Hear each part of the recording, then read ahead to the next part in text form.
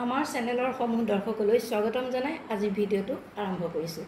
আজি যিসকলে প্ৰথমবাৰৰ বাবে চাইছে তেখেতসকলক আমাৰ চেনেলটো সাবস্ক্ৰাইব কৰি ল'বৰ কাৰণে অনুৰোধ জনাম, যাতে আমাৰ আহিব লগা নটিফিকেশ্যনবিলাক তেখেতসকলে পাই থাকে। আজি আপোনালোকলৈ ৰিহা আগবঢ়াইছোঁ। মাটিশালত বোৱা কেঁচবচা ৰিহা। এতিয়া যিহেতু ভাদ মাহত মানুহৰ প্ৰয়োজন হৈয়ে নামঘৰলৈ মন্দিৰলৈ যাবলৈ, গতিকে এই ৰিহা আপোনালোকলৈ আগবঢ়াইছোঁ। আপোনালোকে চাওক, মাটিশালত বোৱা ৰিহা।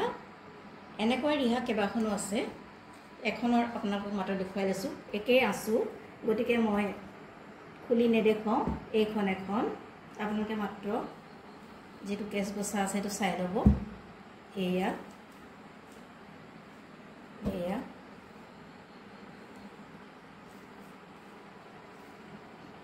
এয়া আপোনালোকৰ যিখনেই পচন্দ হয় সেইখনে স্ক্ৰীনশ্বট মাৰিব আৰু আমাৰ হোৱাটছএপলৈ প্ৰেৰণ কৰিব।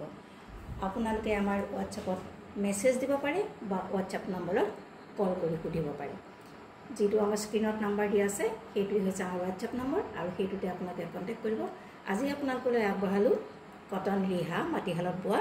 যিখনেই আপোনালোকৰ পচন্দৰ ভিতৰত পৰে সেইখনৰ স্ক্ৰীনশ্বট লৈ আমাৰ লগত যোগাযোগ কৰিব।